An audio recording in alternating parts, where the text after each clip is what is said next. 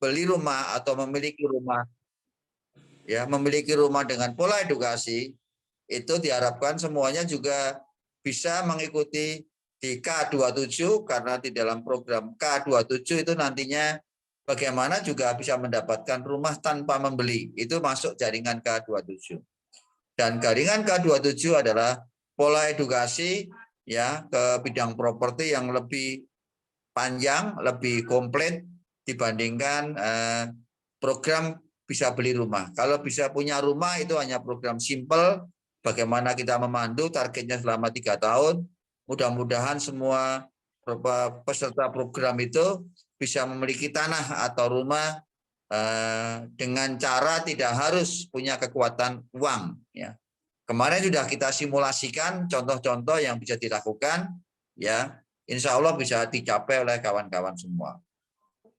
Namun dalam program memiliki rumah adalah kayak tabungan, tapi sedikit berbeda. Maka dalam program ini tidak ada pengumpulan dana, tidak ada pengumpulan uang, dan tidak ada pernah seluruh anggota atau siapapun termasuk pesantren properti mengumpulkan dana atau memegang saja dana dari kawan-kawan semua. Semua akan dikelola, ya, ditempatkan di BMT Fastabik, ya, sebagai mitra kami yang selama ini juga mensupport atas santri-santri yang ada di Sentolo. Maka bentuk kepedulian kami atas support yang dilakukan Fastabik, maka seluruh anggota, ya, yang program memiliki rumah itu semuanya harus dan wajib memiliki tabungan di Fastabik. Namun namanya BMT itu bukan tabungan, namanya adalah uang simpanan atau uang apa tuh? Yang mungkin dari BMT nanti yang akan menjelaskan. Nah, pola ini harus kita jalankan secara tertib, teradministrasi, dan alhamdulillah beberapa grup rumah itu sudah mulai dijalankan, dan sudah beberapa grup yang sudah komplit sampai 24.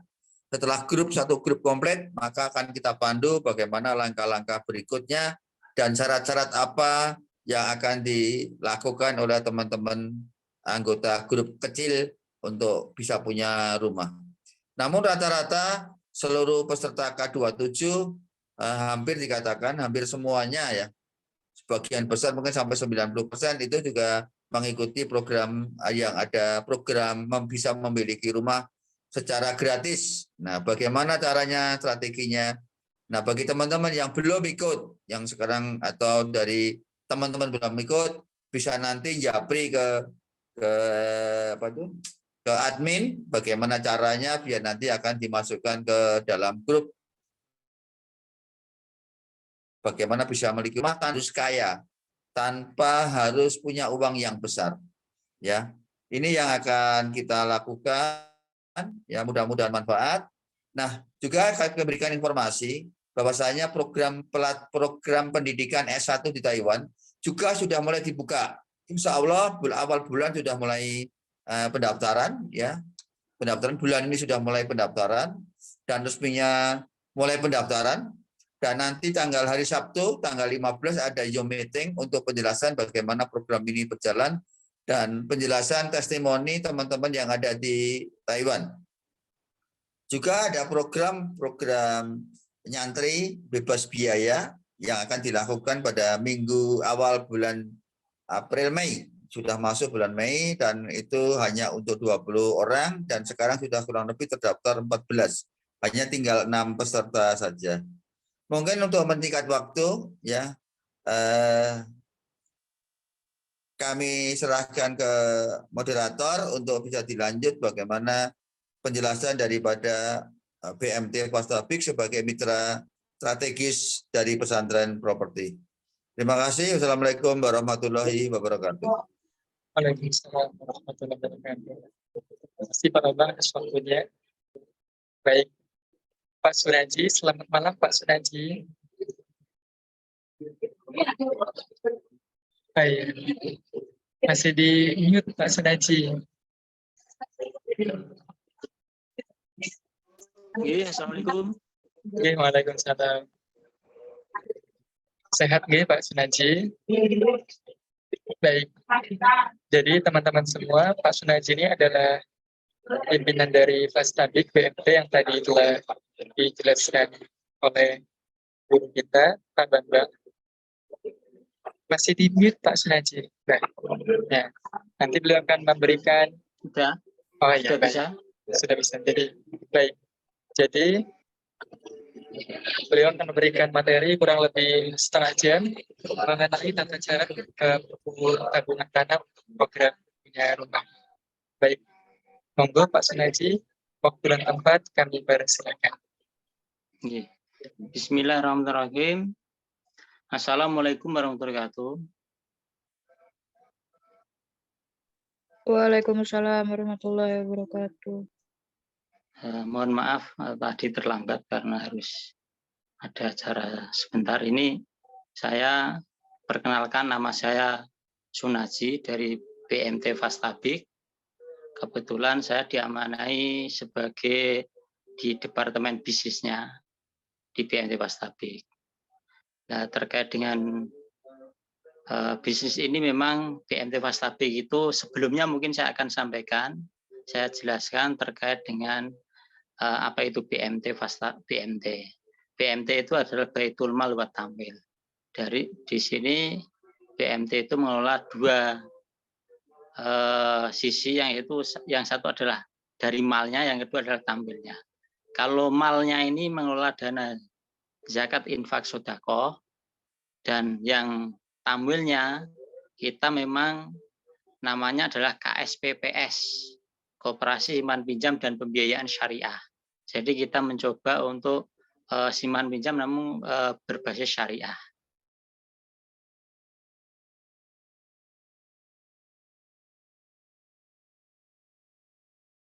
Simpanan, sisi lain mengelola dana pembiayaan. Nah, ini kami memang di BMT Fastabik itu ada beberapa produk. Baik itu produk simpanannya itu ada simpanan Sirela, yang Sirela itu adalah simpanan sukarela yang memang sewaktu-waktu bisa diambil dan sewaktu bisa ditambah. Itu adalah simpanan kami. Namun itu semua dipakai mudharabah. Mudharabah ini apa? Mudharabah itu adalah pakai sistem bagi hasil. Jadi dana masyarakat yang disimpan di BMT Fastabik dikelola oleh BMT Fastabik, maka BMT Fastabik inilah yang nanti mendapatkan keuntungan dari para anggota yang mengelola dana tersebut. Kita taruh ke pembiayaan, nanti ada bagi hasilnya. Bagi hasilnya ini kita bagi antara orang yang menyimpan dan orang yang termasuk orang-orang yang menyimpan dananya di BMT itu akan kita kasih bagi hasil. Maka perhitungannya pakai nisbah, di awal. Nah, ini adalah pakai simpanan. Kemudian yang sisi lain memang kita adalah pakai yang pembiayaan tadi. Pembiayaan produknya banyak sekali. Ada produk murabahah, ada produk mudharabah, ada produk ijarah. Nah, ini adalah pembiayaan. Jadi, namun sebelumnya mungkin saya akan sampaikan profil dari BMT Fastabik. BMT Fastabik ini atau KSPPS Fastabik Perumah itu memang berdiri tahun 1998. Nah, awalnya memang kita punya modalnya hanya 2 juta, namun lama-kelamaan kita sudah berkembang dan sekarang ini kita sudah punya kantor 26 cabang yang berada di 6 kabupaten dan ada di Jawa Timur, di Bojonegoro. 6 kabupaten itu dari Pati, Jepara, Rembang, Kudus, Blora, Demak. Nah, ini adalah kita ada menyebar di situ sebanyak 26 cabang. Yang terbaru kemarin adalah di Bojonegoro, Jawa Timur itu. Ini sekilas terkait dengan profil dari BMT itu sendiri. Maka dari BMT Fastabik inilah kita akan mencoba mengembangkan, dan kita sudah kerjasama dengan pesantren properti yang dikelola oleh Pak Bambang. Kita sudah bekerja sama terkait dengan pembiayaan maupun simpanannya. Kemarin kita ke Jogja, ada simpanan sebanyak para santri-santrinya Pak Bambang itu juga ikut simpanan. Untuk itu memang simpanan ini mudah. Jadi bagi orang yang mau menggunakan produk BMT harus menjadi anggota terlebih dahulu. Karena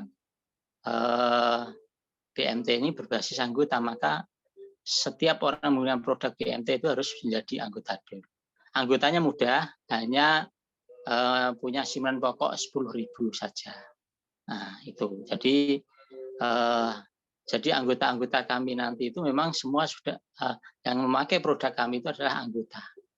Nah, nanti berkelanjutan, kalau sudah menjadi anggota bisa nanti punya simpanan wajib, kemudian nanti juga bisa memakai simpanan wajib khusus. Nah, ini adalah bagi anggota-anggota nanti yang sudah teruji, yang sudah diuji oleh para pengelola. Nah, ini monggo simpanan pokok ini nanti adalah sebelum nanti bagi anggota yang mau daftar menjadi mengisi formulir pendaftaran menjadi anggota, kemudian nanti adalah mengisi form data diri untuk menjadi anggota BNT Fastapi itu insya Allah. Jadi nanti hanya persyaratan mudah, ada KTP, foto KTP saja, nanti kita buatkan dan nanti kita akan buatkan menjadi mengisi form data diri, terus kemudian menjadi form menjadi anggota BNT Fastapi. Itu mungkin kita langsung saja nanti berdialog secara apa yang kurang jelas yang saya jelaskan tadi mungkin nanti dari teman-teman bisa bertanya, nanti akan saya sampaikan terkait dengan teknisnya bagaimana, produknya apa, nanti monggo silakan. Itu Mas sedikit pengantar dari kami terkait dengan profil BMT sendiri tadi dan juga produk-produknya. Monggo. Baik, terima kasih Pak Sunyaji. Jadi teman-teman semua, untuk membuka tabungan di BMT, teman-teman bisa mengisi form data diri menjadi anggota dan salah satu adalah KTP. Untuk form itu nanti menghubungi siapa nih Pak Sunyaji?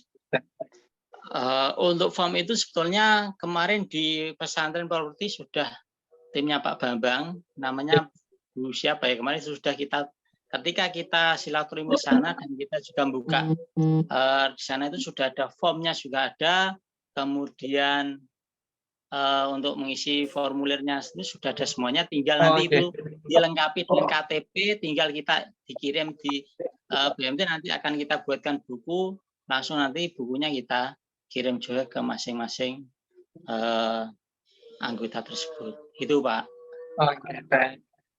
Untuk secara uangnya memang pembukaan rekeningnya itu 10.000 nanti jadi simpanan pokok, yang 10.000 nanti itu minimal untuk simpanannya.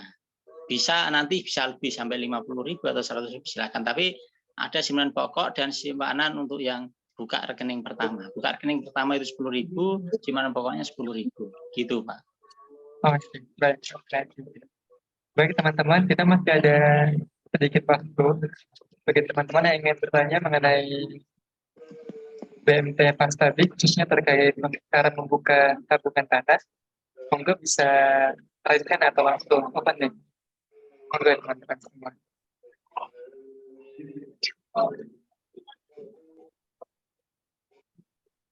Pak Angga ingin bertanya, Pak Angga? Oke, baik.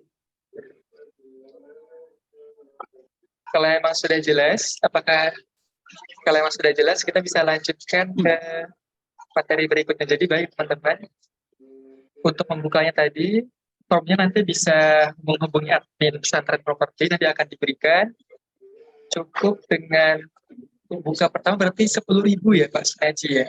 Ya, 10.000 untuk simpanan pokoknya, yang 10.000 itu untuk rekeningnya. Namun itu pun bisa ditambah. Kalau simpanan pokok 10.000 nanti kok simpanan buka rekeningnya 50.000 atau berapa ya bisa saja tidak dapat permasalahan. Namun minimal adalah 10.000. Gitu. Baik. Apakah ada pertanyaan teman-teman? Baik. Kalau tidak ada, terima kasih Pak Sunyaji atas pemaparan materinya. Ji, Kita lanjutkan ke materi berikutnya. Dan ji. materi berikutnya yaitu Stephen oleh Mas Fadel. Ya. Mungkin saya sampaikan dulu Mas Gamal. Oke, baik Pak Bambang, silakan Pak Bambang.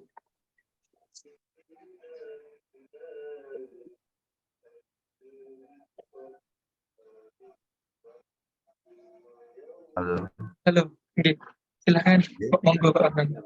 Yes, jadi Pastabik itu adalah mitra kita, mitra strategis yang nanti mungkin detailnya kita sampaikan karena satu, semua peserta program rumah itu kan nanti tampungan dananya ada di BMT Pastabik. Pertama Pak Sunaji.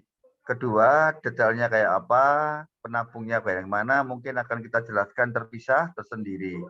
Kedua, Pastabik adalah sudah membiayai di Balai Tuanku Mbah Marto. Itu membiayai dalam arti full, dari tanahnya dibeliin Pastabik, pasosnya juga dibiayai Pastabik, operasional juga dibiayai Pastabik, satu rumah contoh juga dibiayai Pastabik, sampai untuk legalitas pecah sertifikat dan IMB itu dibiayai Pastabik. Santri yang menjalankan sekarang murni sebagai operator pelaksana tugas dari BMT Pastabik. Nah, ini kesempatan ini teman-teman dengan menjalin hubungan ini insya Allah juga mendapatkan fasilitas-fasilitas yang sama. Maka apa yang harus dilakukan pertama sekarang adalah bagaimana teman-teman menunjukkan performa dulu, kerjasama yang baik dengan Pastabik supaya ke depan dari dana-dana tampungan yang ada itu bisa digunakan oleh teman-teman juga, gabungan dari dana teman-teman dan gabungan dari pembiayaan dari Pastabik. Jadi detailnya akan kita sampaikan nanti pada saat per grup akan jalankan tutorialnya, nanti akan kita share ya, kita sudah buat tutorial sederhana dan kayak dalam bentuk video nanti akan kita sampaikan kepada teman-teman semuanya. Begitu ya Pak Sunaji, sekali lagi saya matur nuwun. Ji, Pak Bambang. Terima kasih Pak Bambang atas kerjasamanya.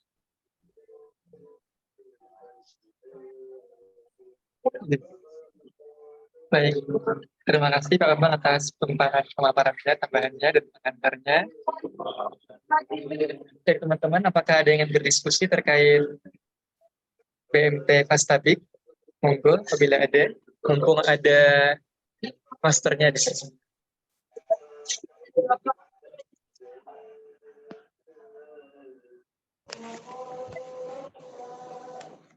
Izin bertanya Pak Sunaji. Ji, siap Pak. Terima kasih. Assalamualaikum warahmatullahi wabarakatuh. Pak Sunaji. Waalaikumsalam warahmatullahi wabarakatuh. Saya Hujairi Pak, dari Serang Pak. Wah, alhamdulillah Pak Hujairi. Ya. Yang pertama barangkali terima kasih atas pemaparan yang tadi disampaikan. Yang kedua, biasanya kan BMT juga punya rekanan bank pemerintah ya Pak ya. Itu menginduknya kemana Pak? BSI atau ke mana Pak? BSI Pak. Kita kerjasama dengan BSI. Bahkan kita juga sudah kerjasama CMS modelnya Pak. Begitu. Tapi artinya dana BMT sendiri memang disimpan di BSI ya Pak ya? Itu adalah sebagai perputaran uang jasa untuk keamanan kita. Jadi kita memang Gitu. dan kita pun itu juga kita cari bank yang syariah. Jadi itu bukan punya SDB di BSI gitu bukan ya? Enggak. Ini BMT punyanya anggota karena kita berbasis koperasi. Tapi dananya gitu. kita simpan untuk keamanan supaya karena kita kan ya lebih punya safety keamanannya secara keamanan secara fisik itu kan bank punya brankas yang lebih besar di sana sehingga kita dan itu pun bank begitu kita kontak butuh berapa simpanan kita yang ada di bank begitu kita butuh berapa diantar uangnya begitu kita mau nyimpen juga langsung karena kita pelayanan khusus lah gitu. Artinya yang selanjutnya menarik tadi disampaikan sama Pak Bambang bahwa memang sudah bermitra dengan Sentolo ya Pak ya. Artinya informasi tadi bahwa pembelian lahan sudah di handle sama Pastabik gitu kan. Pasum dan Pastabik, rumah contoh juga dengan Pastabik. Artinya informasi ini tentu membahagiakan gitu buat kita para santri di Sentolo gitu ya Pak ya. Gitu.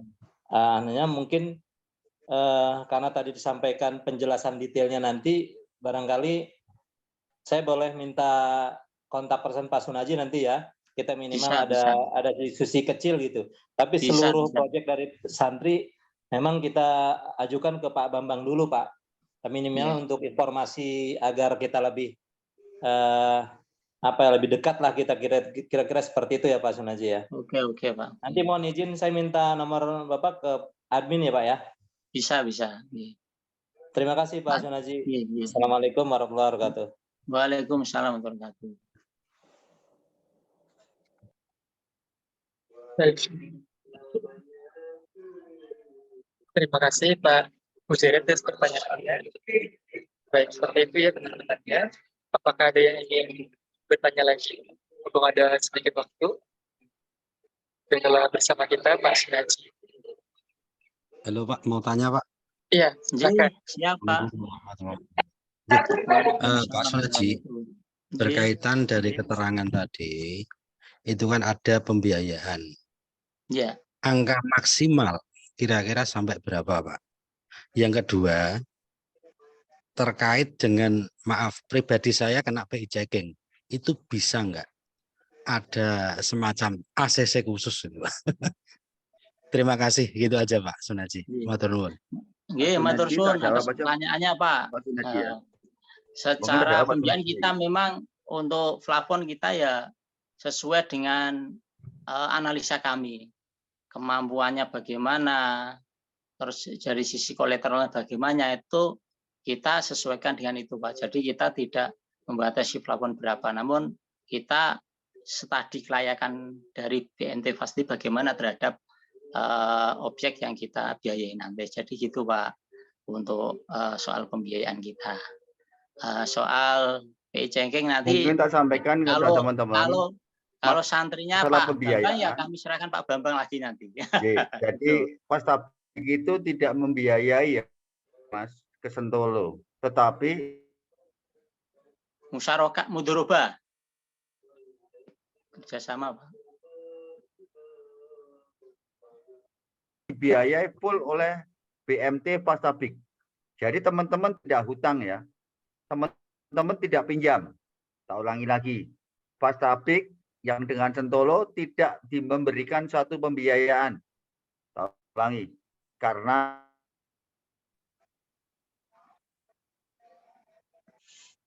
Suaranya putus-putus Pak Bambang. Maka teman-teman tidak perlu punya aset, tidak perlu pinjam, tetapi punya ilmu yang mumpuni. Mohon jelas. Jadi di Pastabik kami tidak merekomendasikan untuk teman-teman pinjam. Mohon nggak usah dapat pinjaman Pak Sunaji. Tetapi yang diperlukan adalah teman-teman punya skill yang baik dan hebat. Semua tanah, legalitas, pasum, pasos, operasional, semua dibiayai oleh Pastabik. Seperti salah satu contoh di tempat kami, yang dibiayai full oleh Pastabik yaitu Balai Tuanku Mbah Marto. Jadi benar-benar syariah, benar-benar terbebaskan oleh apapun. Jadi ini yang akan dilakukan. Tapi bentuk supporting bagaimana? Maka dari tabungan teman-teman, kesungguhan teman-teman, konsistensi teman-teman itu bagian dari menunjukkan kita bahwasanya benar-benar dari saudara, satu mitra yang baik dari Pastabik. Artinya, tolong jangan pernah meminta dahulu, tapi tolong berikan dahulu kepada pihak BMT Pastabik. Insya Allah kita juga akan diberi. Ya, tapi rumus jangan meminta dulu, tapi tolong berikan dahulu. Begitu Pak Sunaji. Ji, siap Pak Bambang. Paham teman-teman semua ya? J. Matur suwun Pak Bambang.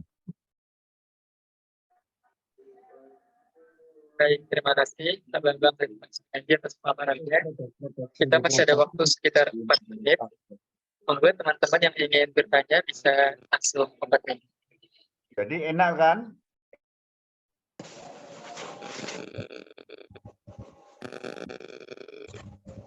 Halo, Pak. Oke, Pak Juwadi. Maka Mas, sebentar. bagaimana punya kemampuan skill yang baik. Nah, ini yang akan diperlukan. Maka dari mana nanti? Nah, nanti kita bahas lebih detail lagi. Prinsip dasarnya adalah pihak BMT Fastabik jangan lewat jaringan Sentolo jangan pernah mau minjemi Pak. Risiko minjemi apalagi minjemi yang tidak, apalagi minjemi yang belum punya kemampuan ilmu yang baik, malah nanti hancur. Ya, makanya banyak BMT yang hancur, BMT yang takut masuk.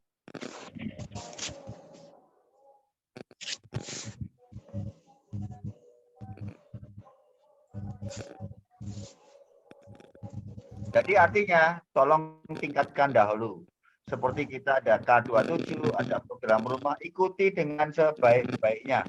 Insya Allah pada saatnya teman-teman ya bisa melalui program masuk ke programnya BMT Fastabik. Caranya gimana? Tolong buka tabungan dahulu sebagai bentuk konsistensi atau kita nasabah atau jalinan silaturahmi yang baik. Makasih ya teman-teman. Oke. Siapa? Siap Pak Bang.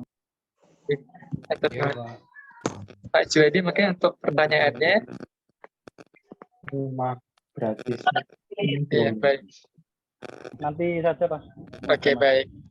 Terima kasih Pak Sunaji atas pemaparannya. Terima kasih pada teman-teman semua yang telah menyediakan waktu untuk yang telah bertanya. Kita lanjut ke materi berikutnya, yaitu tentang Stephen. Halo Mas Fadil, selamat malam dari Kalimantan, dari Tenggaro. Assalamualaikum Mas Yama. Waalaikumsalam Mas Fadil. Assalamualaikum Pak Bambang. Assalamualaikum teman-teman. Waalaikumsalam. Monggo Mas Fadil. Ya, bismillahirrahmanirrahim. Allahumma sholli ala Muhammad wa ala ali Muhammad. Kama shallaita ala Ibrahim wa ala ali Ibrahim fil alamin innaka Hamidum Majid. Teman-teman yang saya hormati, yang saya banggakan, yang saya cintai, teman-teman dari pesantren properti, dari PPI, dari Sentolo, kemudian juga teman-teman dari K27, dan juga tadi teman-teman dari BMT Fastabik. Insya Allah, atau sebelumnya perkenalkan dulu teman-teman, nama saya Fadel, ya biasa dipanggil Fadel juga, gitu ya. Di malam hari ini kami atau saya sendiri mewakili Mas Asa yang kebetulan ada halangan sehingga tidak bisa membersamai teman-teman pada hari ini dalam sesi penjelasan Stephen seperti itu. Nah, di waktu yang singkat ini mungkin saya akan sedikit diskusi, kemudian juga memaparkan dan menyampaikan bagaimana Stephen itu diberlakukan dalam komunitas-komunitas di usahanya teman-teman, kemudian bagaimana Stephen mampu dan seharusnya bisa menjadi jembatan yang bagus gitu untuk memberikan pengetahuan terhadap bagaimana kita bisa memberikan treatment yang tepat kepada mitra kita, kepada teman-teman kita, kepada atasan kita, dan kepada calon-calon yang nanti memang berpotensi untuk bisa menguntungkan buat kita, seperti itu. Dengan cara-cara yang nanti juga bisa kita diskusikan. Nah, sebelumnya yang bisa saya sampaikan dan saya paparkan pada malam hari ini mungkin dimulai dari apa itu Stephen, seperti itu ya. Nah, teman-teman dari K27, kemudian Fastabik dan juga PPI, Stephen mudahnya adalah sebuah konsep keilmuan gitu ya. Atau di umumnya itu biasa dikenal sebagai tes kecerdasan seperti itu. Ya, tes kecerdasan ini bukan kita lagi ngomongin apakah orang ini cerdas atau enggak cerdas. Itu kan apakah orang yang nanti kita temui mitra kita kemudian kita tes hasilnya cerdas atau tidak cerdas, tidak seperti itu.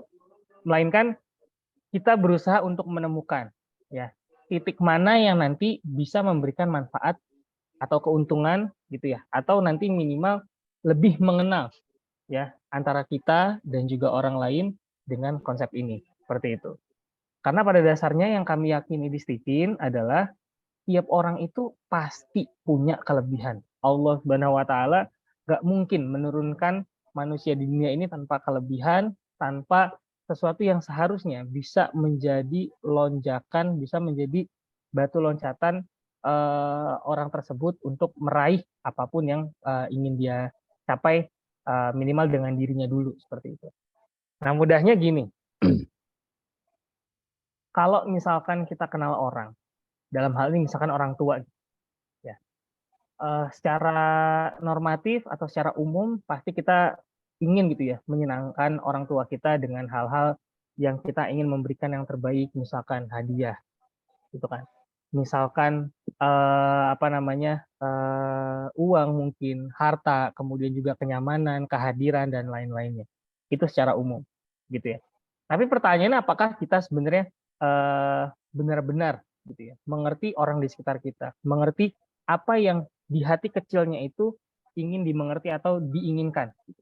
Karena ada saja teman-teman untuk menyenangkan orang lain sebenarnya bukan cuma uang, melainkan apa? Ada yang diinginkan dalam bentuk apresiasi. Ada yang diinginkan dalam bentuk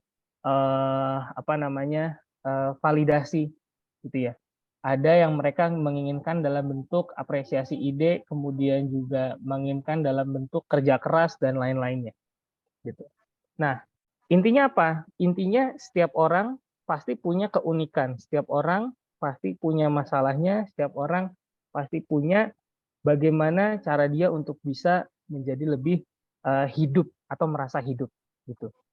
Nah, mungkin teman-teman pernah dengar misalkan ada yang lumayan populer gitu ya, ada istilah namanya introvert sama extrovert mungkin gitu. Barangkali jika ada yang pernah dengar introvert sama extrovert, itu kan disampaikan gitu ya bahwa jika Anda gitu ya, kayak kita main Facebook mungkin atau Instagram, banyak post yang sering muncul, jika adalah seorang introvert, maka Anda adalah orang yang diasumsikan yang tertutup, yang tidak suka berbaur, yang energinya mudah lelah dan lain-lain.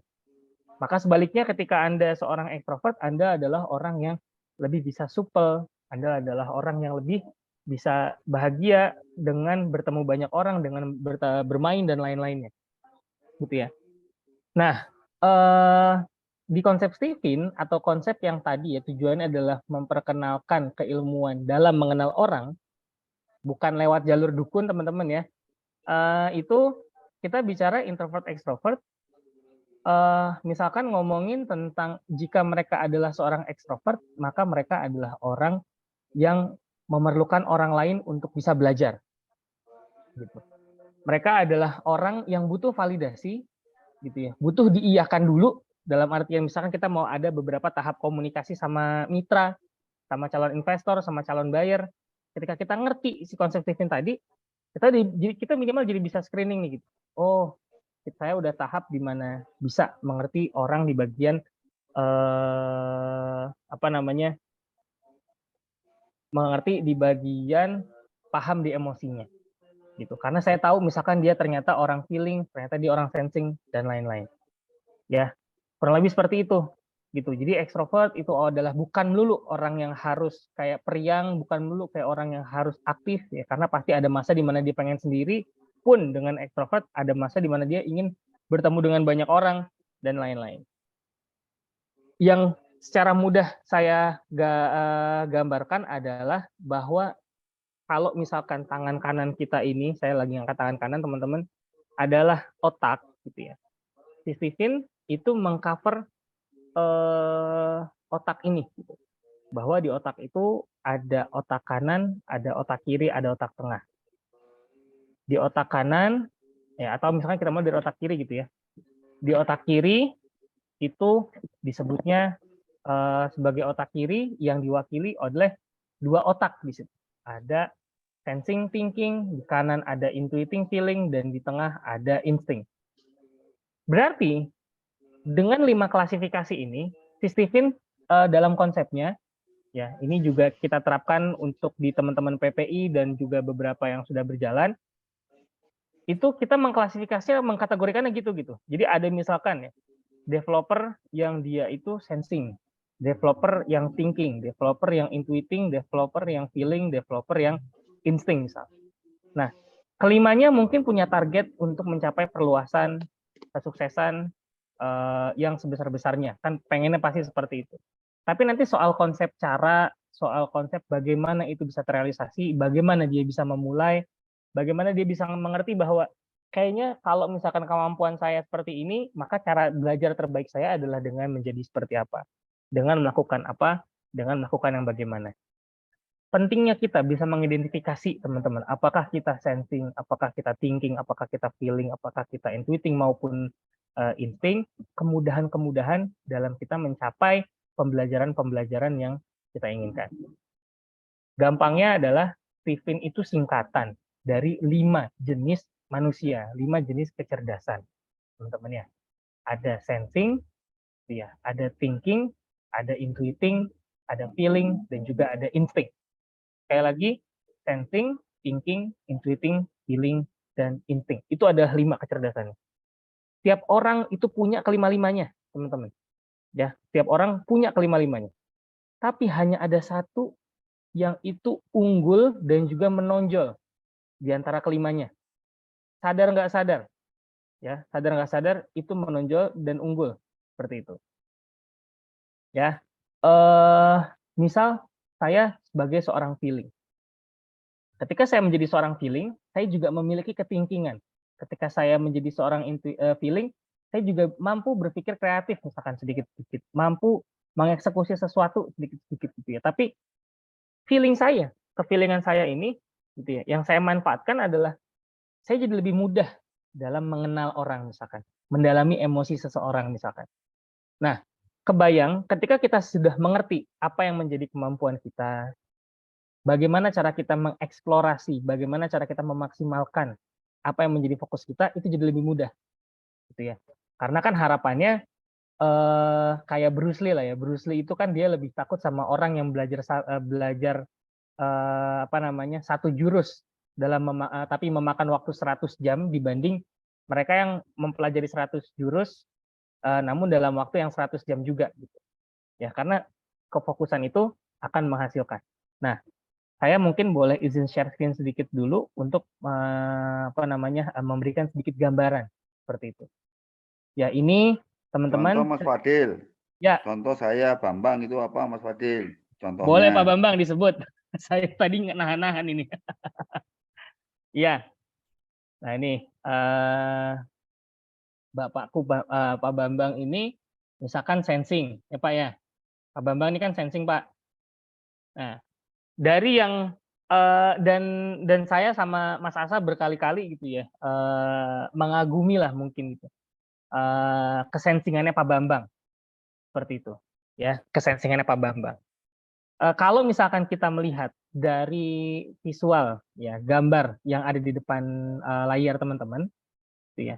Ini ceritanya layar lagi madep ke depan, mohon maaf gitu ya. Jadi kalau misalkan dia di speaker, nah Pak Bambang itu dalam contoh itu dia ada di ini teman-teman, namanya kecerdasan sensing atau Pak Bambang termasuk tipe sensing dan Pak Bambang sudah dites hasilnya sensing.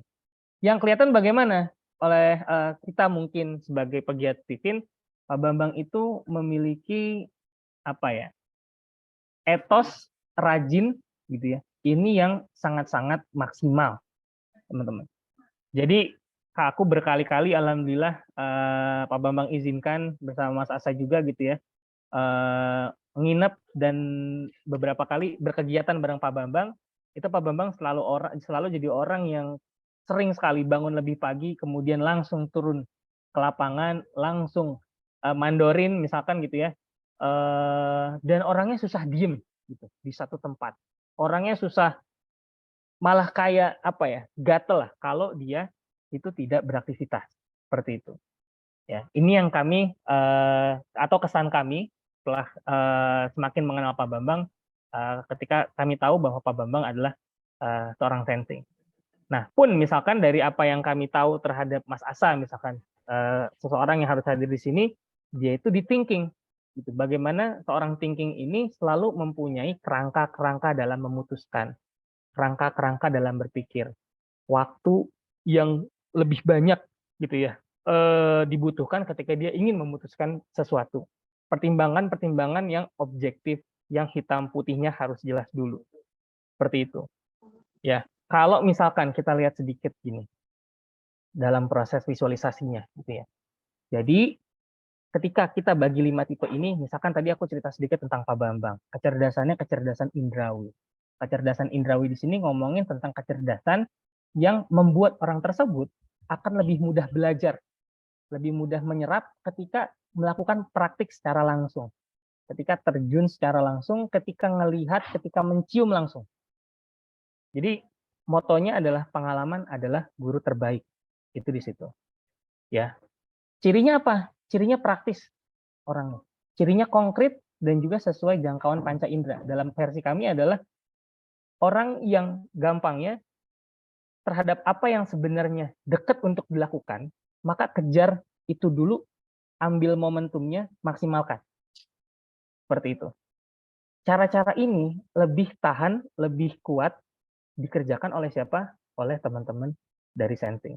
Artinya apa? Misalkan Pak Bambang ngelihat dulu mungkin peluang untuk mengakuisisi tanah di Sentolo, maka jika dirasa waktu itu kesempatannya ada, disikat dulu sama Pak Bambang. Terlepas nanti mungkin akan ada pembangunan apa yang jelas itu mungkin jadi hal terdekat yang bisa jadi dipegang misalkan. Karena konkret seperti itu. Pun misalkan dari teman-teman, misalkan ada yang ngerasa bahwa kecerdasannya kecerdasan thinking, maka kecerdasannya kecerdasan berpikir. Mempunyai kerangka berpikir yang logis, berarti ngomongin tentang untung ruginya jelas, kemudian juga perhitungan, nggak nekat-nekat banget gitu ya. Kemudian orangnya suka mengandalkan timeline, punya skill manajerial dan fokus ke manajerial, dan juga objektif. Kalau salah-salah, kalau benar-benar. Kalau kemarin saya bilang saya nggak mau lagi sama kamu, maka saya nggak mau lagi sama kamu. Gitu ya. Jadi hitam putih seperti itu. Juga misalkan buat mereka yang punya kecerdasan intuition atau indera keenam. Indera keenam di sini ya bukan berarti indera keenam yang menggambarkan tentang kesaktian-kesaktian atau misalkan hal-hal mistis, jadi orang ini bisa ngeliat mistis, enggak. Ini adalah kecerdasan yang merujuk pada kecerdasan kreativitas. Kecerdasan kreatif itu bukan cuma ditunjukkan dari hal-hal yang secara umum kita kenal gitu. Apa yang sebelumnya kita kenal? Misalkan orang kreatif itu adalah orang yang menggambar. Orang kreatif itu adalah orang yang bisa menulis. Orang kreatif itu adalah orang yang bla bla bla bla bla bla, misalkan sering yang kita dengar. Padahal pebisnis itu erat sekali dengan kreativitas. Pebisnis itu erat sekali dengan konsep. Pebisnis itu erat sekali dengan produk yang dia ciptakan, ya, value proposition alias keunikan-keunikan yang orang itu akan tangkap dan membuat produk tersebut jadi menarik buat masyarakat atau buat marketnya. Seperti itu. Dengan ciri apa sih? Mereka yang berpikir jangka panjang, mereka yang berpikir optimis, mereka yang fokus ke depan biasanya. Ketika smooth gitu ya dalam proses idealnya. Tuh, mereka optimis, mereka berpikirnya ke depan, mereka nggak ngelihat ke belakang, mereka nekat untuk menggadaikan sesuatu dalam artian usahanya mungkin atau kerja kerasnya mencapai sesuatu yang orang-orang sebelumnya belum lihat bahwa itu bakalan kejadian, itu bakalan besar. Gitu. Ini mereka orang yang pintar dan hebat sekali dalam menangkap pola. Gitu. Maka bagaimana cara mempelajari pola adalah dengan mengenal lebih dalam atau belajar lebih banyak. Gitu. Dan mereka adalah orang yang terkonsep, idenya luas, idenya banyak gitu ya. Terlepas nanti kelemahannya misalkan dieksekusi. Gitu. Jadi ini nanti aku jelasin sedikit bagaimana keterkaitan dari satu tipe dengan tipe yang lain. Seperti itu. Mungkin teman-teman di sini kalau udah ada yang pernah testifin atau dari apa yang sudah dibaca, kayaknya aku sedikit begini, sedikit begitu dari apa yang sudah ditunjukin sama Fadel di di layar ini, bisa chat di kolom chat Zoom-nya untuk misalkan biar saya tahu nih, oh ternyata udah ada yang tes, oh ternyata ada yang hasilnya ini itu gitu ya. Oke, selanjutnya ada feeling, di mana kecerdasan perasaan, di mana kecerdasan emosi. Seperti itu. Yang ngomongin kecerdasan emosi, berarti tadi kemampuan si feeling untuk lebih bisa memahami orang lain, lebih bisa memberikan treatment yang sesuai, lebih bisa untuk misalkan disukai lebih cepat oleh orang lain, lebih bisa membuat nyaman orang lain, misalkan gitu ya. Kenapa? Karena dia fokus sama perasa gitu. Dia juga kalau udah ngomongin rasa, ada perasaan yang nggak enak gitu ya. Jadi memang bebannya dirasa. Dia mengutamakan rasa. Beda sama thinking tadi yang dia objektif, yang jelas gitu ya. Nah, ini dia yang satu fokusnya di otak, yang satu fokusnya di rasa gitu. Jadi penuh dengan kebijaksanaan dalam konsep idealnya kayak gitu. Ya. Kemudian kecerdasan indera ketujuh di sini adalah kecerdasan insting. Nah, ini kecerdasan yang unik. Kita bilangnya kecerdasan naluri. Gitu. Kita bilangnya kecerdasan insting. Insting itu kan kayak, sorry to say teman-teman, mohon maaf, kayak hewan misalkan. Dia bisa membaca sesuatu yang bukan membaca sih, lebih kepada merasakan, mempunyai naluri, gitu ya. Mempunyai ilham pada sesuatu yang sebenarnya belum ada polanya, belum ada bentuknya, belum ada wujudnya. Tapi kita bisa ngerasa kayak seolah-olah hal ini nanti akan kayaknya kurang. Hal ini nanti akan jadi kurang baik, kurang ini gitu. Jadi suka ada gambaran atau kita ngerasa gemetar sendiri ketika mau menghadapi sesuatu yang kita anggap nggak biasa misalkan. Atau sebenarnya biasa tapi buat objek-objek tertentu itu rasanya aneh atau beda gitu. Ya, terlepas dari hal-hal tadi yang saya sebutkan, ini adalah orang yang benar-benar spontan dalam bergerak. Nggak banyak mikir gitu kan.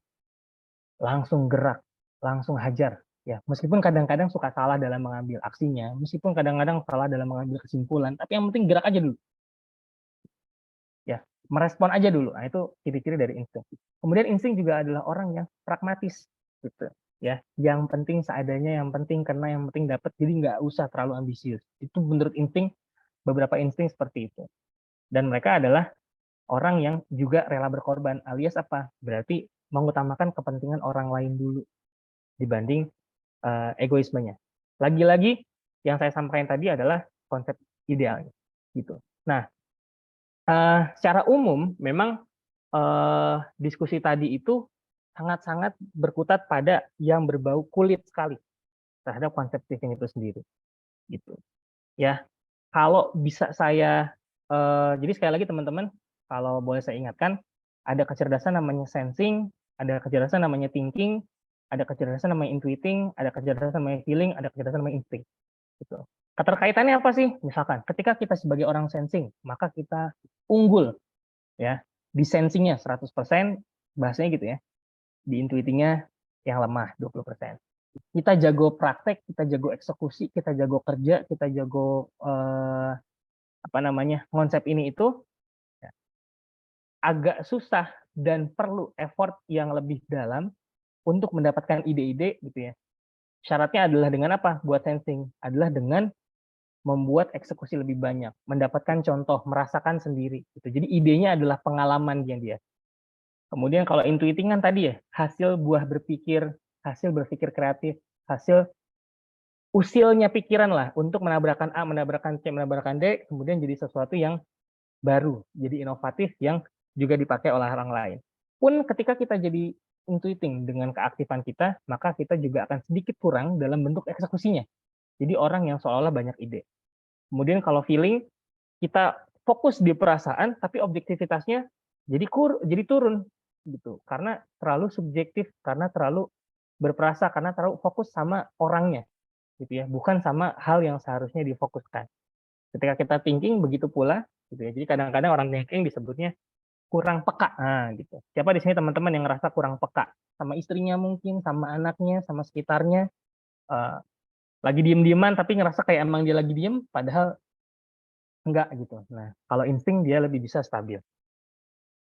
Nah, ini yang perlu juga saya sampaikan adalah kenapa lagi-lagi ini penting, teman-teman. Stephen ini kaitannya sama genetika. Stephen ini adalah sesuatu yang bersifat genetik, ada dari kita lahir, tapi tidak diturunkan. Beda sama golongan darah mungkin, beda sama raut wajah mungkin.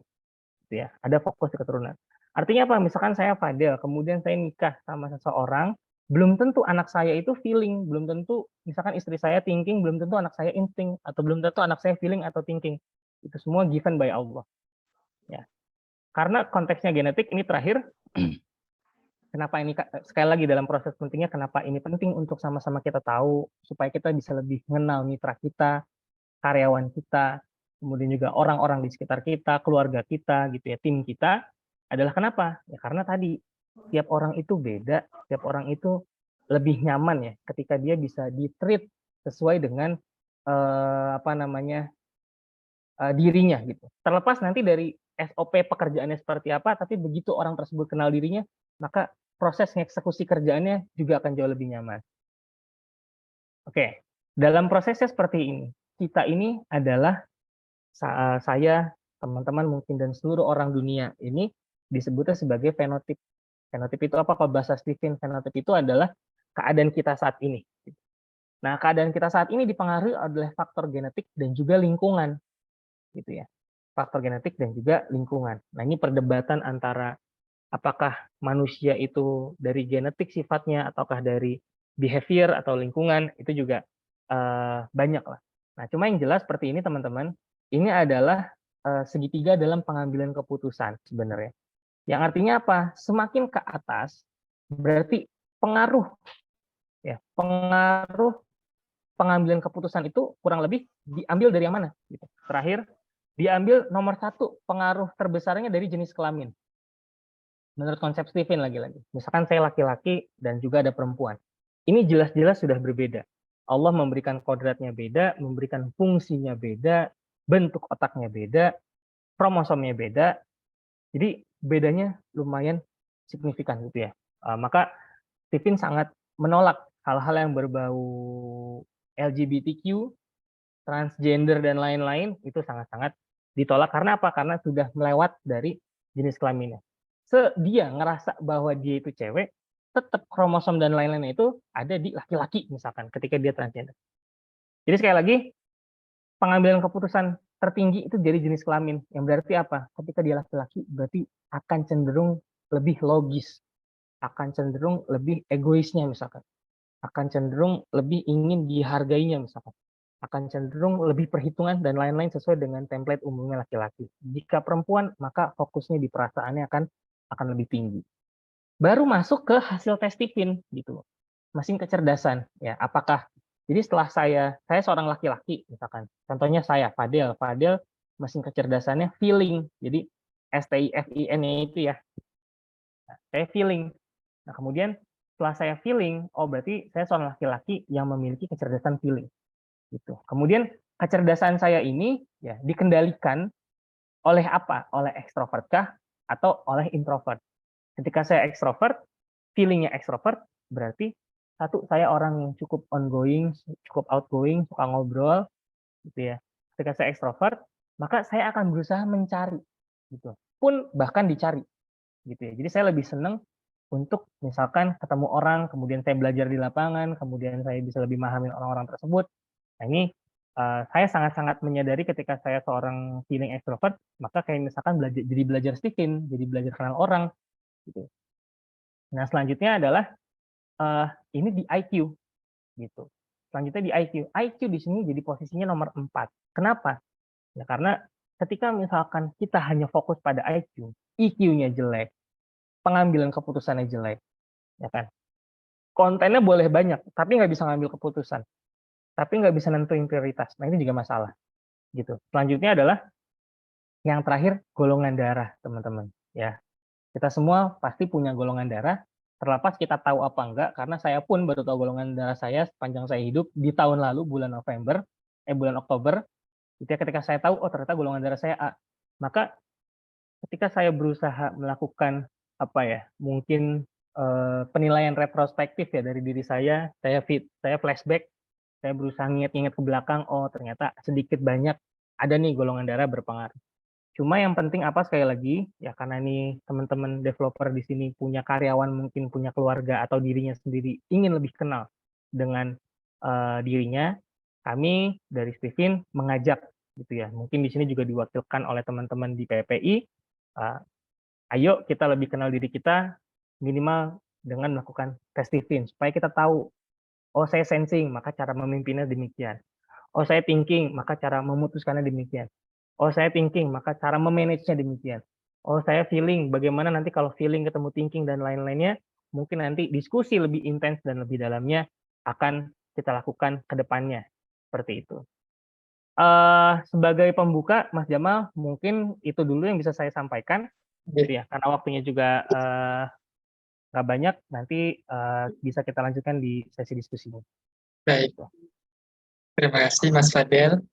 Jadi Bapak Ibu, seperti itulah Stephen, singkatan dari 5 jenis kecerdasan yang ada pada manusia, yaitu sensing, thinking, intuiting, feeling, dan insting, di mana setiap orang memiliki kelima kecerdasan ini, namun mereka memiliki satu yang paling menonjol. Yang inilah Betul.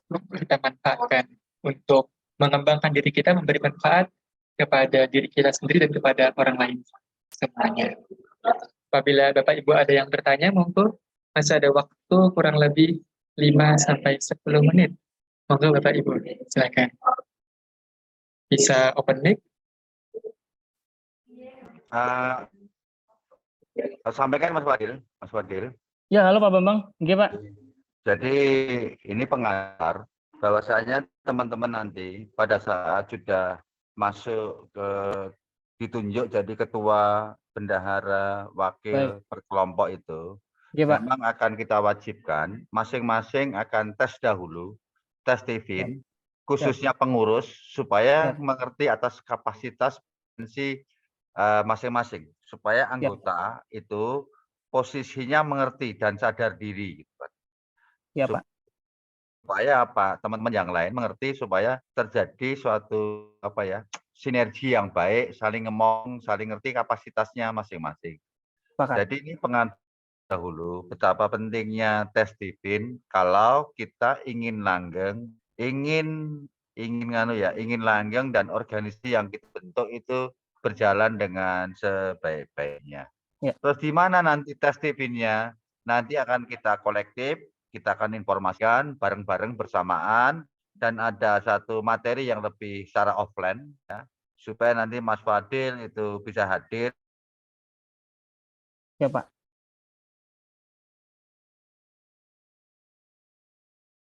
Halo, Pak. Teman nanti pengurus, bendahara, wakil ketua, ya, sekretaris, grup-grup masing-masing itu berharap memang wajib untuk ikut, ya, supaya bisa ngomong, bisa mengerti antara kelompok itu atas potensi, kelebihan dan kekurangan masing-masing.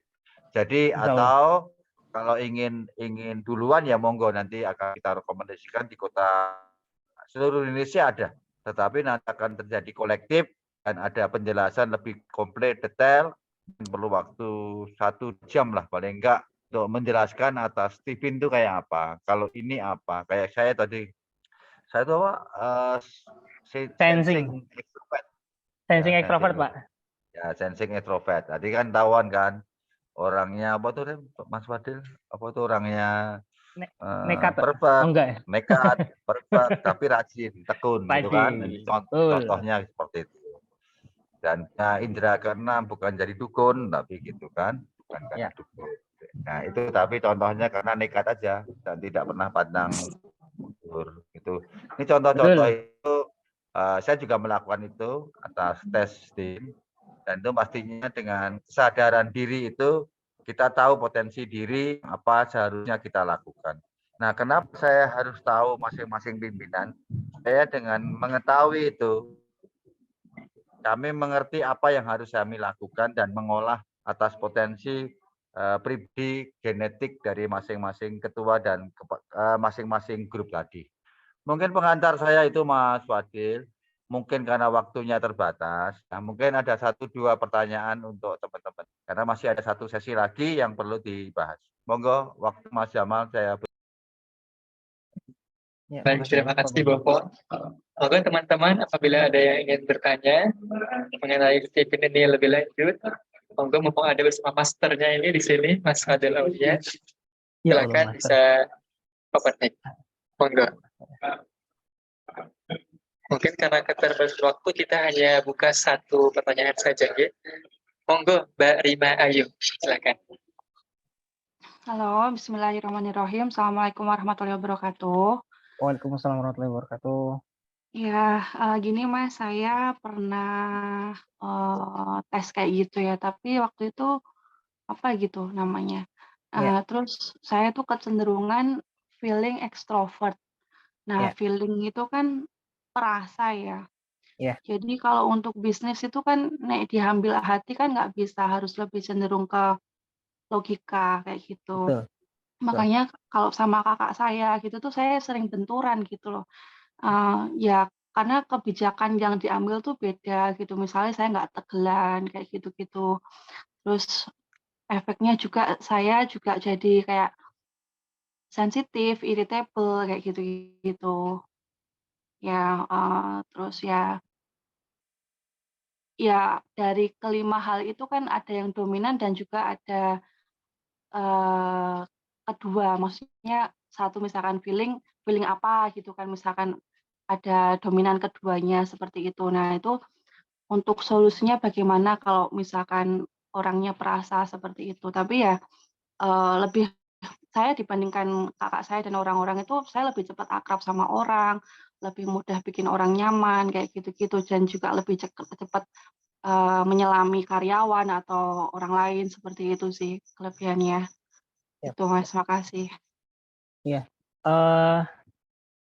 Ya, mohon izin Mbak Rima dan teman-teman, jadi memang nanti obrolan berkaitan sama masalah itu pasti kan kayaknya agak susah kalau ngomongin 10 menit karena kan konteks pendalamannya nanti juga akan lebih detail gitu ya. Kayak misalkan tadi dengan Mbak menuliskan pertanyaan itu di kepala saya udah muncul pertanyaan-pertanyaan yang ingin saya tanyakan Mbak, gitu kan. Kalau ini mau dibuat lebih detail.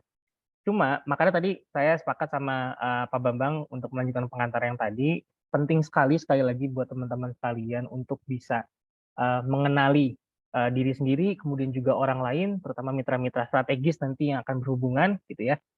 Supaya apa? Supaya tadi misalkan contoh dari Mbak Rima kecil gitu. Ada pengaruh nih subjektivitas nih, ada pengaruh perasaan yang kuat dalam proses pengambilan keputusan, dalam menerima input, dalam menerima feedback, dalam menerima respon, gitu ya, yang ditelurkan sama orang lain. Yang bisa saya katakan adalah memang itu adalah resikonya ketika menjadi seorang feeling dan juga menjadi seorang pebisnis, gitu. Kenapa? Karena bisnis itself gitu ya, nggak peduli sama perasaan kita kan gitu ya Mbak Rima ya. Kalau misalkan harus A ya A, harus B ya B, harus C ya C. Yang bisa saya sampaikan adalah pentingnya nantinya buat orang feeling, ketika memang dia kalau satu ya mau menjadi seorang feeling yang bukan cuma ngomongin perasaan, tapi menjadi orang feeling yang punya kebijaksanaan yang tinggi. Bukan sorry, jadi saya jadi kayak jadi ngawang ke sana. Cuma maksudnya bukan cuma jadi seorang yang biasa, tapi juga jadi figur yang leader gitu, ya. Yang kadang memang perlu ada ketegasan, tapi kebijaksanaannya lebih bisa menginspirasi sehingga konflik manajemennya diatasi lewat demikian, kayak gitu. Tapi ini diskusinya nanti aku maaf kalau misalkan banyak jawaban yang nggak praktis takutnya gitu kan. Nah, juga misalkan ketika kita ketemu sama orang yang berlawanan sama kita, benar tadi, kita lebih bisa ngerti, lebih bisa mendalami, lebih bisa ininya. Cuma kita jangan lupa untuk fokus dulu sama caranya kita tuh kayak gimana, gitu. Jadi kayak bedanya T sama S sama F itu adalah salah satunya. Thinking itu dia fokus ketika dia nulis SOP, kebijakan gitu ya. Itu sama sesuatu yang emang bisa memberikan efektivitas, dampak yang konkret. Terlepas dia suka nggak suka dalam menjalankannya, dia akan menuliskannya karena diperlukan. Tapi kita kalau ngomongin feeling, kalau saya nggak suka kayaknya nggak saya tulis dulu deh gitu. Atau kalau nanti buat orang nggak nyaman, kayaknya saya agak curiga nih nanti untuk nulis. Nah itu benturan-benturan perasaan, emosi, sama keputusan-keputusan nantinya, ya satu ketika kita menjadi leader, maka kita perlu memiliki tandem-tandem mitra-mitra yang bisa dibagi fungsinya, bisa dibagi delegasi-delegasinya, gitu. Ya kayak kenapa misalkan saya ambil contoh dalam beberapa perusahaan, pemimpinnya dijadikan figur yang seolah-olah menginspirasi. Tapi dalam proses manajerialnya, pengambilan keputusan-keputusan yang nggak enak, itu juga bisa disampaikan sama orang-orang terkait.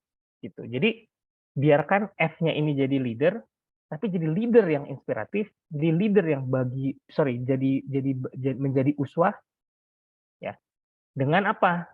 Mempercayakan orang dengan satu, dia akan melakukan delegasi dan yang didelegasikan itu percaya sepenuhnya sama apa yang disampaikan dari si feeling tadi, seperti itu. Sehingga orang yang sebelumnya objektif juga akan jadi subjektif ke feeling. Gitu. Pun misalkan thinking tadi yang saya bilang objektif, at some point dia akan, namanya manusia ya, pasti akan subjektif lah ya. dia akan memberikan subjektivitasnya ke feeling tadi ketika dia berhasil mempengaruhi si T tadi gitu. Lewat apa? Lewat ke feelingannya gitu. Itu nanti prosesnya akan lumayan panjang diskusinya sebenarnya, Mbak Maya ya, karena apa namanya, Mbak Rima, karena keterkaitan poin A, poin B, poin C, poin D itu kayak nanti lebih seru kalau misalkan ada sesi tersendiri gitu. Nanti mungkin bisa disampaikan lagi kalau misalkan aktifnya sama Mas Asa atau nanti mau japri pun nggak masalah gitu. Saya singgung sedikit sama jawaban apa yang ada di mana di chat ya. Terima kasih banyak teman-teman udah menjawab untuk tahu MK-nya apa. Mungkin nanti detail-detail tes Stephen di sini di mana, di situ di mana, bisa kontak Mas Jamal. Kalau nanti bisa tanya ke Mas Asa atau tanya ke saya, untuk saya nanti florkan ke teman-teman lain. Saya mohon maaf juga di sini saya posisinya ada di Kalimantan soalnya sekarang nih, gitu. Jadi belum bisa reach out langsung ya di minggu-minggu deket sama teman-teman semua. Semoga nanti kita ketemu momennya seperti itu. Mungkin itu dulu Mas Jamal dari saya. Mohon maaf sekali lagi atas banyaknya kurangnya. Terima kasih Mas Fadil atas pemaparan yang sangat luar biasa sekali. Terima kasih Mbak Rima atas pertanyaannya. Nanti untuk lebih jelasnya mungkin emang ada sesi khusus ya Mas Fadil. Iya, kami merekomendasikannya di sesi khusus. Baik. Karena kita pada rundown selanjutnya, acara selanjutnya, yaitu mengenai presentasi produk yang telah mendapatkan rekomendasi, yaitu Rumpun Bintuni. Selamat malam, Mas Reza. Oh ya, Mas Selamat Jamal, malam, Mas Jamal. Terima kasih Mas pamit. Jamal atas ketersediaan waktunya. Terima kasih teman-teman semuanya, Pak Bambang, terima kasih. Ya, perkenalkan teman-teman, nama saya Reza Ariandi. Saya salah satu tim dari Rumpun Bintuni Mansion.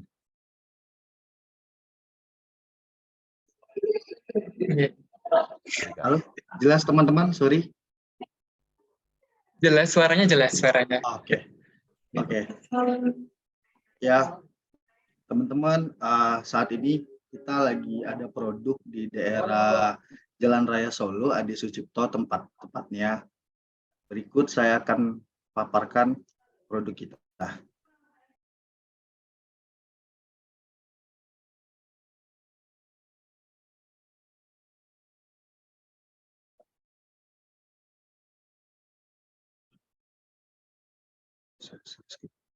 Izin teman-teman, saya coba share screen ya.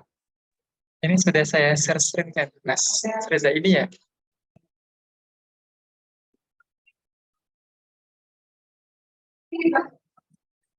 Oke. Kelihatan nggak ya teman-teman? Kira-kira? Kelihatan, muncul Mas Reza. Hilang lagi. Sepertinya Mas Reza ada kendala sinyal, bisa saya bantu share screen saja gitu. Oh, boleh Mas, boleh Mas, dengan senang hati Mas. Oke. Siap.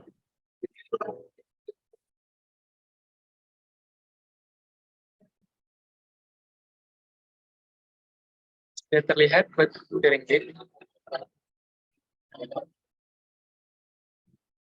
Mas, saya izin live dulu, terus saya masuk lagi Mas.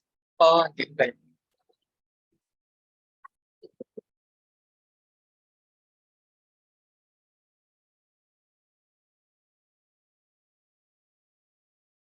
Ya teman-teman, jadi ini adalah tadi Mas Reza adalah bagian dari tim Rumpun Bintuni. Rumpun Bintuni ini adalah suatu produk yang ada di daerah Santan, Yogyakarta, dekat dengan Bandara Adi Sucipto. Seperti ini untuk gambar sekilas sambil menunggu Mas Reza bergabung. Yang benar Jalan Adi Sucipto Solo, Mas Jamal. Oh iya, Jalan Adi Sucipto sama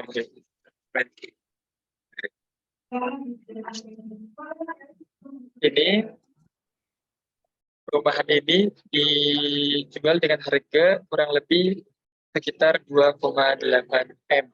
Nanti untuk lebih jelasnya tentu yang akan memaparkan adalah Mas Reza. Baik.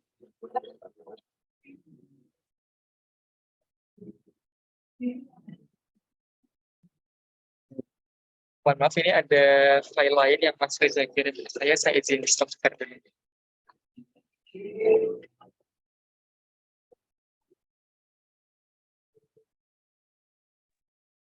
Assalamualaikum semuanya, sorry. Saya baru join lagi.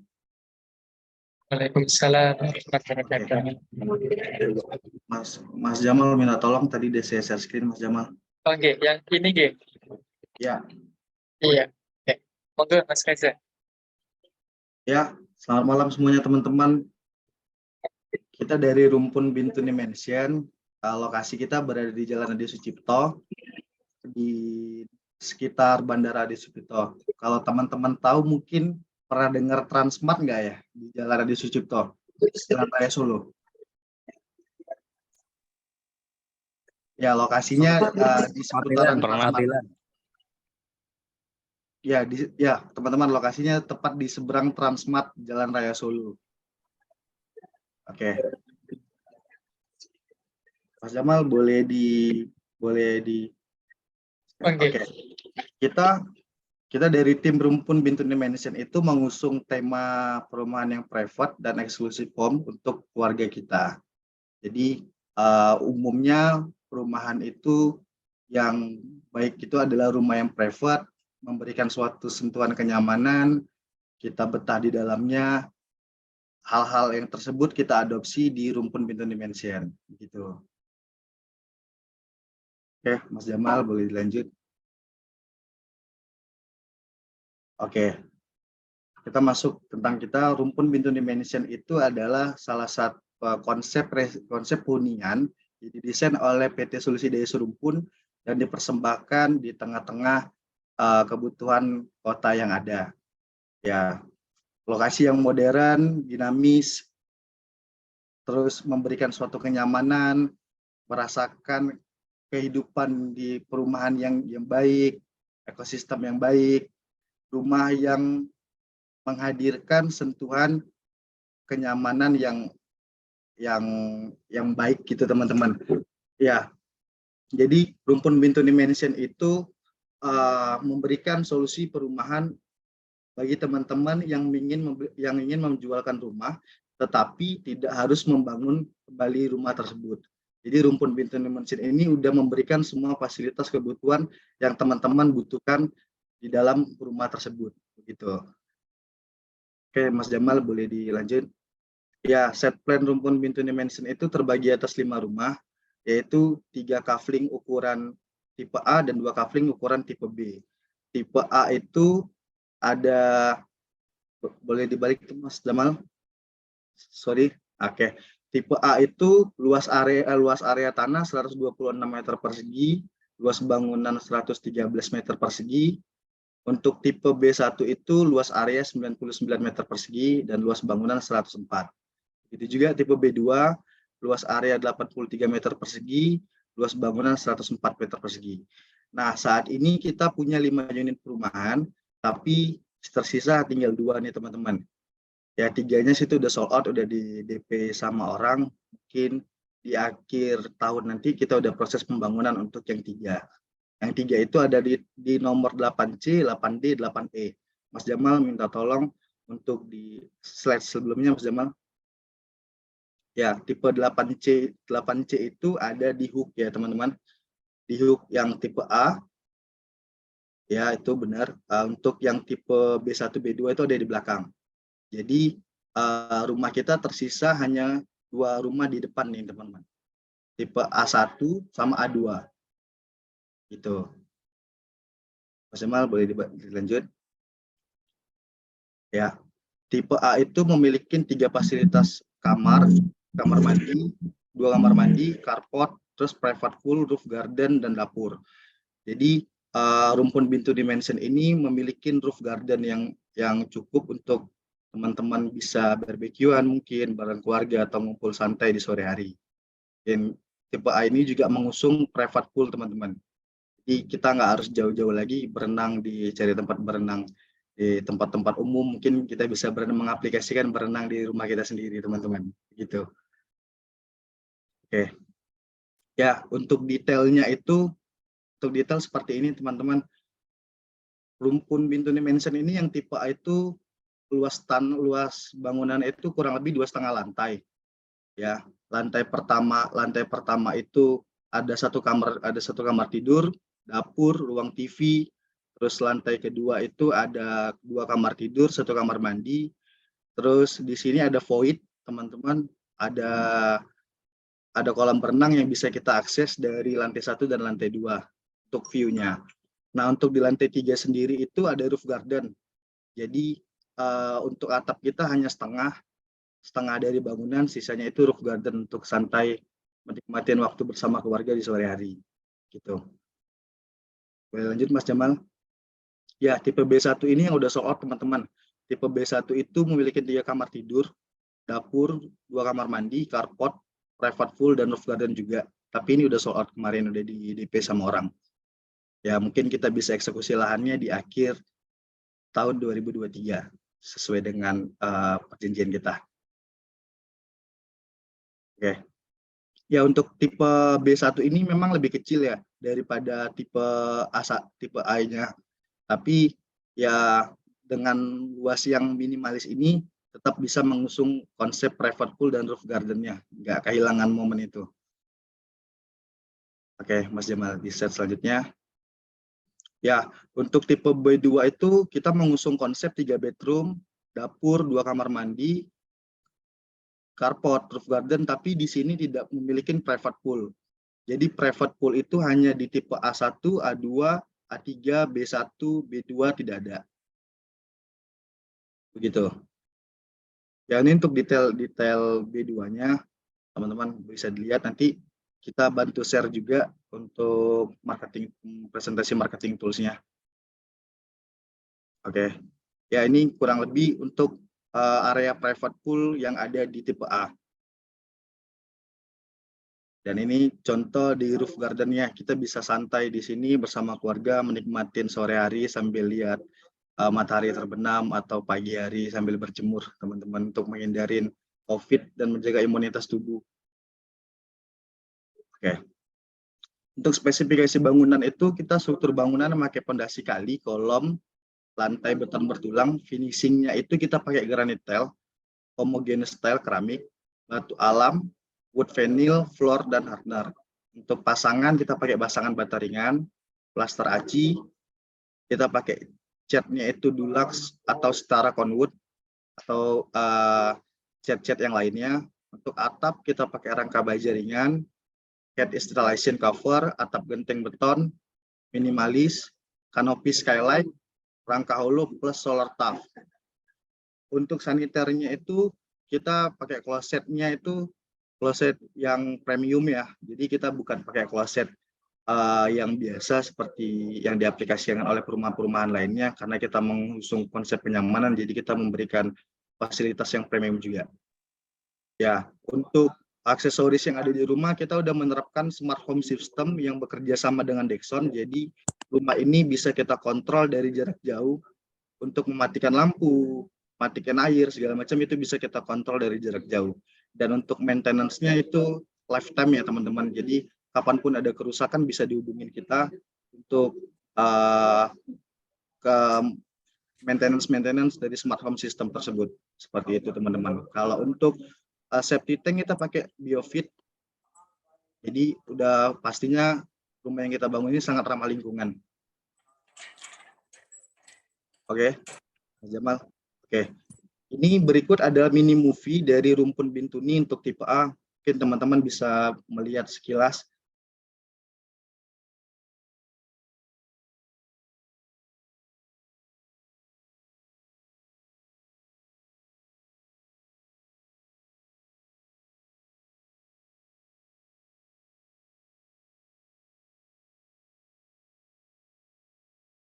Ya, ini tampak areanya.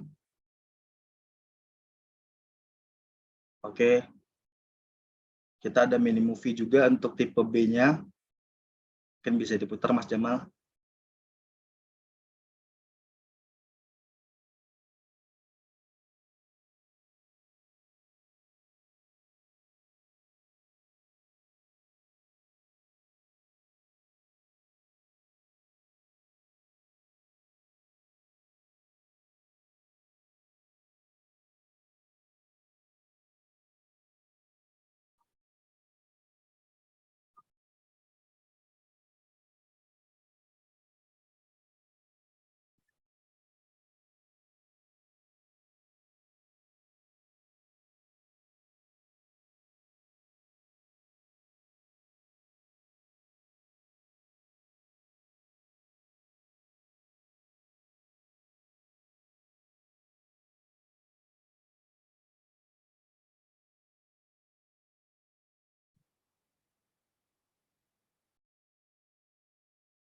Oke.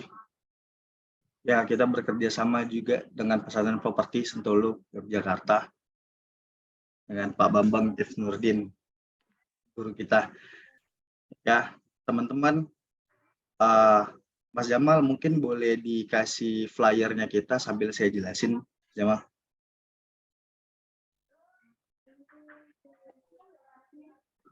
Mungkin bisa kami sampaikan teman-teman semuanya yang perumahan yang dibuat oleh Mas Reza ini memang perumahan yang premium, yang siap huni, dan semua serba premium, dan semuanya sudah full furnish, ya full furnish supaya benar-benar masuk itu tinggal bawa koper. Nah, artinya bagaimana? Mungkin kalau teman-teman tahu harganya mahal, ya bukan mahal, tapi memang semuanya tergantung dari produk yang kita buat. Kedua, sebenarnya produk ini dibuat dalam rangka menampung daripada nyewa di hotel. Karena pada saat dia kosong, itu bisa disewakan, bisa jadi kayak hotel, kayak homestay. Yang mana akan mendapatkan hasil dari yang menjadi passive income juga. Ya, di samping bisa dihuni dan ditempati pada saat yang bersangkutan kembali ke Jogja. Dan konsep yang akan digagas oleh Mas Rizal ini artinya benar-benar bisa menjadi homestay yang sekarang di Jogja itu kayak contoh Desember kemarin hampir ada 4 juta nih yang datang ke Jogja sampai kesulitan pada tempat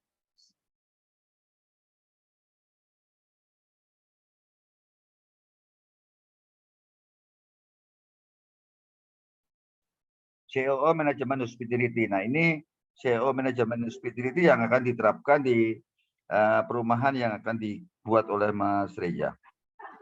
Kedua, bagaimana teman-teman akan masarkan? Nah, otomatis ya hubungi aja Mas Reza, ya akan katalognya atau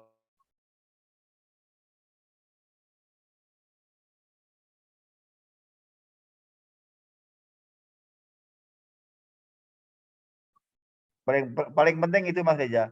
Kalau ya.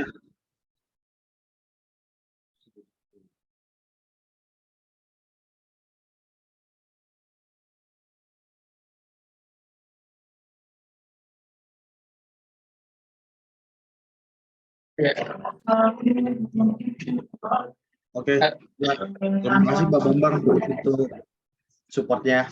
Ya, jadi teman-teman seperti dijelaskan sama Pak Bambang, memang konsep dari Rumpun Bintuni Mansion itu seperti tadi. Ya, kita membuka harga mulai dari 2,4 miliar sampai dengan 2,8 miliar untuk starting price-nya. Ya, nanti untuk teman-teman yang bisa membantu kita untuk menjualkan perumahan tersebut, kita akan ngasih komplimen atau komisi sebesar 2,5%, tetapi kita memberi penawaran yang terbaik nih teman-teman, bagi teman-teman yang bisa memberikan edukasi marketing atau marketing yang menurut teman-teman bisa terbaik dan applicable untuk diterapin di Rumpun Bintuni Mansion, kita akan memberikan hadiah-hadiah menarik nih teman-teman. Jadi untuk 10 orang pertama mungkin bisa tolong japri saya, kira-kira ide marketing apa nih yang menarik untuk Rumpun Bintuni Mansion dan bagaimana cara realisasikannya. Insya Allah dari 10 itu kita akan coba satu, nanti kita akan aplikasikan dan kita bakal sharing dari metode-metode seperti itu bisa bekerja ya dengan baik atau enggak. Ya sejauh ini kita udah menerapkan marketing bisu yang diberikan oleh Tuan Guru kita Pak Bambang F. Nurdin, dan memang marketing bisu ini sangat efektif ya teman-teman untuk mendongkrak penjualan atau membuat traffic bagi Rumpun Bintuni Mansion. Begitu teman-teman.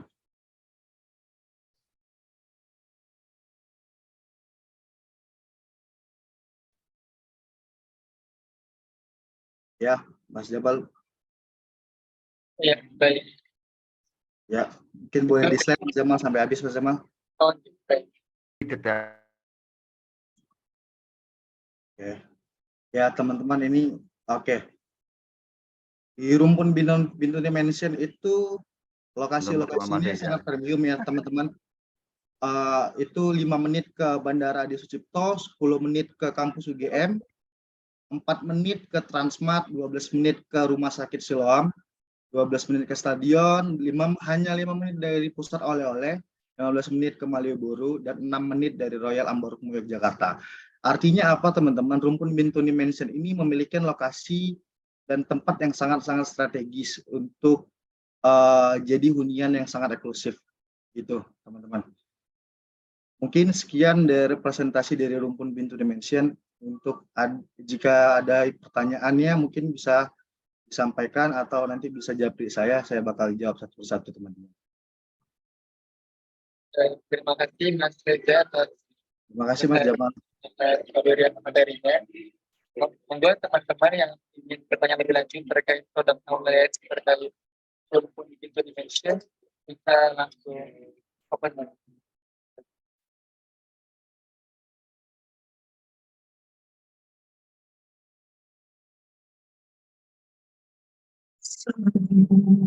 Itu tadi ada yang di kolom chat Mas Reza. Ada nggak ya foto atau video menggambarkan lokasi rumpun saat ini? Mungkin perkembangan yang langsung di lokasi. Oke. Baik dari Mbak Rizka. Terima kasih Mbak Rizka atas pertanyaannya. Ada Mbak, nanti saya bisa japri ke Mbak Rizka langsung ya, atau saya nanti bisa share melalui dari grup K27, nanti bisa di chat langsung aja Mbak Rizka. Nanti saya bakal kirimkan.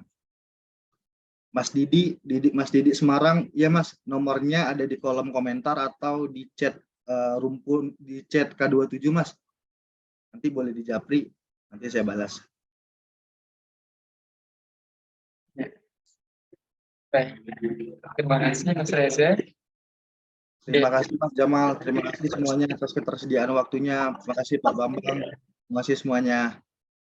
Mungkin Pak Bambang, ya terima kasih Mas Reza atas waktunya untuk menyempatkan untuk hadir dan mengisi. Mungkin Pak Bambang ada pengantar, mungkin ada yang ingin ditambahkan.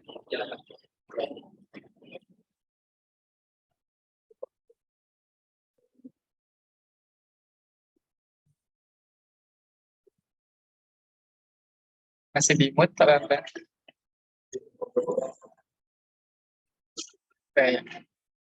Baik teman-teman, karena kita telah berada di acara terakhir, yaitu pemaparan dari Mas Reza, Rumpun Bintuni. Apabila tidak ada yang ingin didiskusikan lagi, mari kita tutup.